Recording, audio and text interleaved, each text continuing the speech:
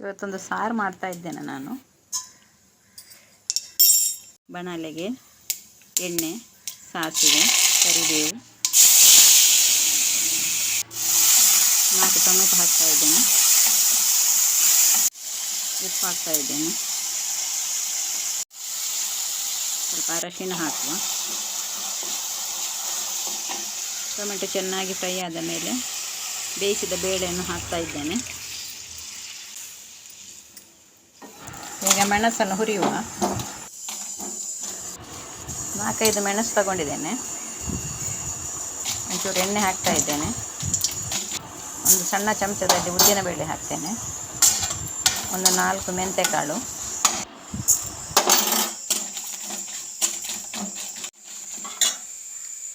ಆಮೇಲೆ 1 ಚಮಚ ಕೊತ್ತಂಬರಿ, 1 ಚಮಚ ಜೀರಿಗೆ ಒಟ್ಟಿಗೆ ಹುರಿಯುವ. 1 ತುಂಡು ಇಂಗಿನ ತುಂಡು ಹಾಕ್ತಾ ಇದ್ದೇನೆ.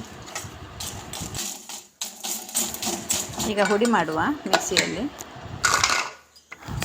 ಸಾರು ಹುಡಿ ರೆಡಿ ಆಯಿತು. ಈಗ ಹುಡಿ ಮಾಡಿದ ಸಾರಿನ ಹುಡಿಯನ್ನು ಹಾಕುವ.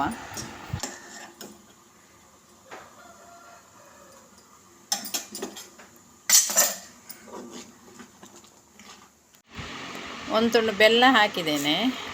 ಈಗ ಸ್ವಲ್ಪ ಕೊತ್ತಂಬರಿ ಸೊಪ್ಪು ಹಾಕ್ತೇನೆ.